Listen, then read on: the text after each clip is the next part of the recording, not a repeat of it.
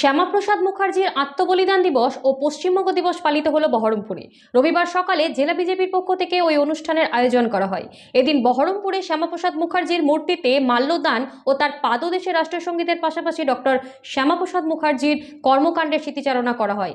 এই অনুষ্ঠানে উপস্থিত ছিলেন মুর্শিদাবাদ জেলা সংগঠনের সভাপতি শাখারব সরকার, কেন্দ্রীয় হজ কমিটির সদস্য মাহফুজা খাতুন সহ একাধিক বিজেপির কার্যকর্তা। বিশেষ অতিথি হিসাবে উপস্থিত ছিলেন রাজ্যের প্রাক্তন সভাপতি দিলীপ ঘোষ। মূর্তিতে মাল্যদান করে শ্যামাপ্রসাদ মুখার্জির জীবনী ও বর্তমান বিজেপির অবস্থান সম্পর্কে বলেন বিজেপি নেতৃত্ব।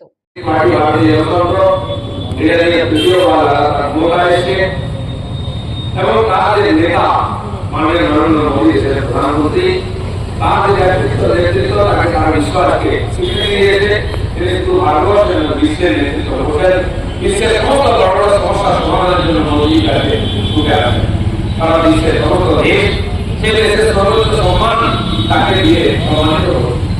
এর দ্বারা মোদী নয়, বিজেপি নয়, কারণ ভারতবর্ষ আজকে সম্মানিত হয়েছে, ভারতের সম্মান রয়েছে।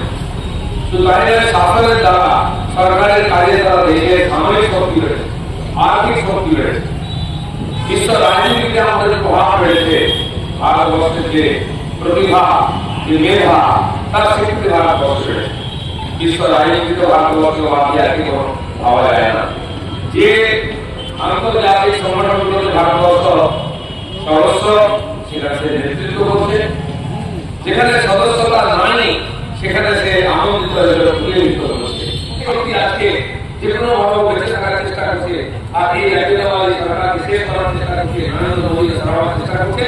তাই এমনি জোট তৈরি করে লড়াই করার পরেও সমস্ত শক্তির লড়াই করেও বিজেপি সমান হতে পারেনি।